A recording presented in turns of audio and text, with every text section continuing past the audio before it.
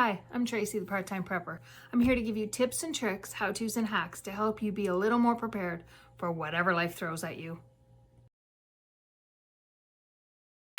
Okay, it happens in every house.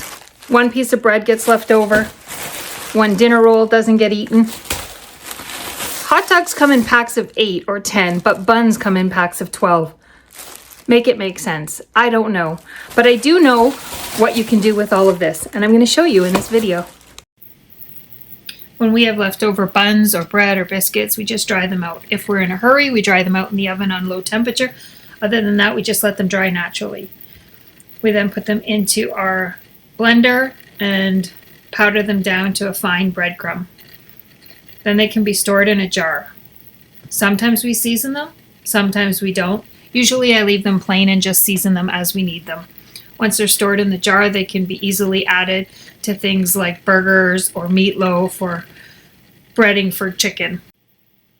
Another way to use up stale bread is to turn it into croutons.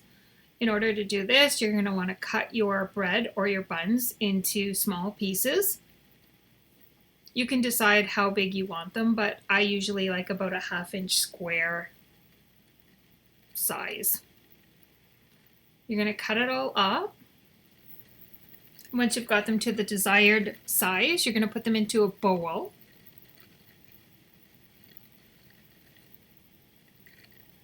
Then you're going to add melted butter. You don't want them soaking wet. You just want them to all have a little of the buttering on them.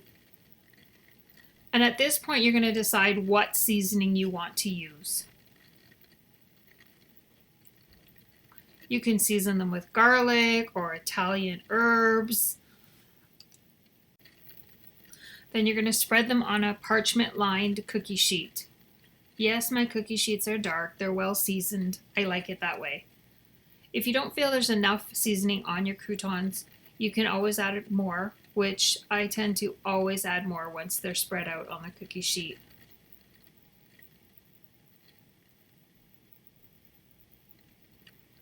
Don't leave all the good stuff in the bowl. You're going to want that added as well. The seasoning that I like to use is the Oso garlic. Put them in your oven. You're going to dry them out at a low temperature. And then you're going to store them in a jar. Another thing we really like to make is bread pudding. So for bread pudding, we're not drying out our buns, but they are less than fresh. We're going to cut them into bigger chunks than we did for the croutons.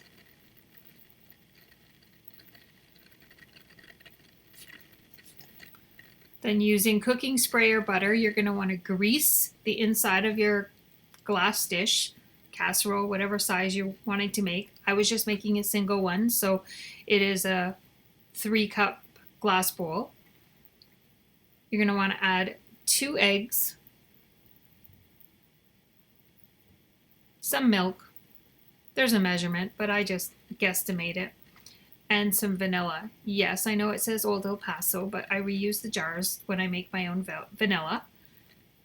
A little bit more vanilla never hurts. And mix that up well. I know, it would have been easier to mix the eggs first, but I didn't. Then we're going to start layering it.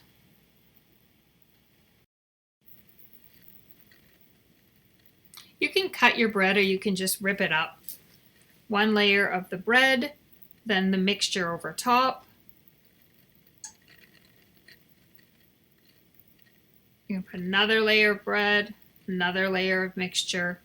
You just want to make sure that all of the pieces are saturated.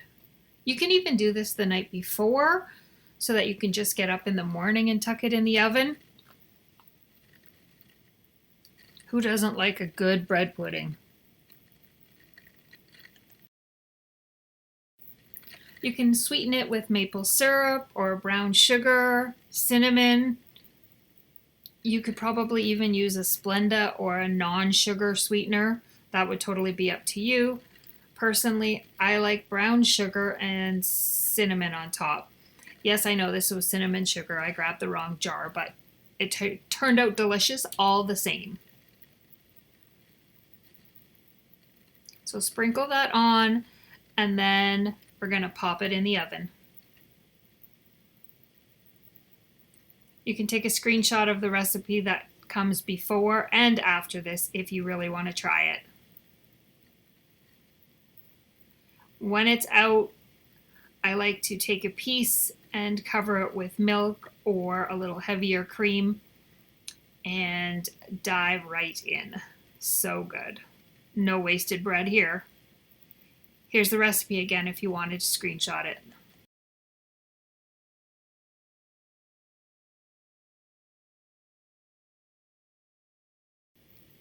The next thing we're going to make with old bread is breadcrumb cookies.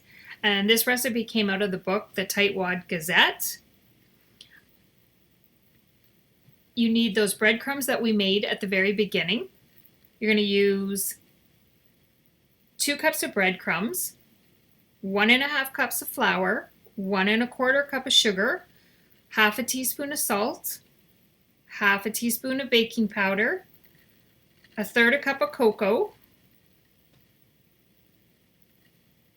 half a cup of milk, 1 egg, and some vanilla. We also want you to have 2/3 of a cup of melted shortening or butter.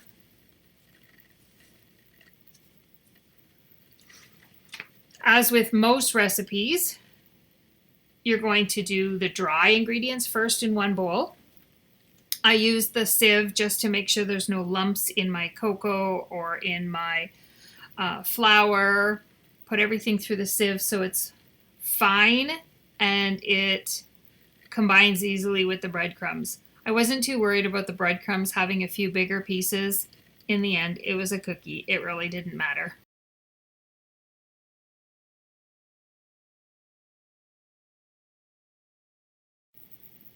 Get all those dried ingredients incorporated, mix them up really good, and then in the other container we're going to add all of the wet ingredients, so the milk, the melted butter, and the egg. Then we're going to combine it with the dry ingredients, mix it up till it's all damp. You're going to want like a Play-Doh type consistency, and then I used a cookie scoop to scoop it out onto my silicone liner. You can grease your cookie sheet, use parchment paper, whatever you decide. I chose a silicone liner this time. So these breadcrumb cookies, like I said, came out of the book The Tightwad Gazette by Miss Amy, whose last name I am not even going to attempt, but Miss Amy has some amazing ideas in her book. Such great ideas in her book. It's definitely one that I would recommend. Scoop those out. A little space there. There is going to be some spread in them. Well, that one's not very big.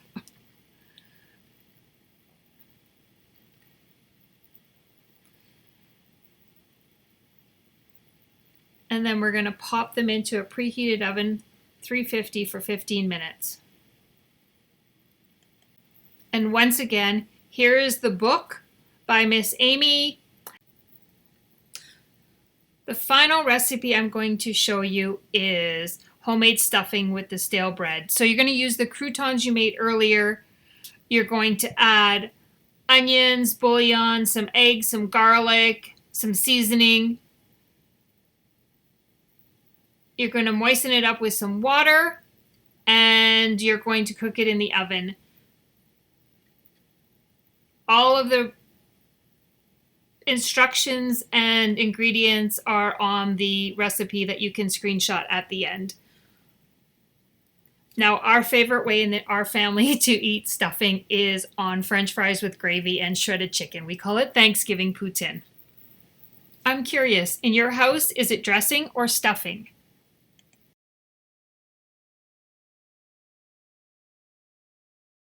Well, I hope some of that was helpful.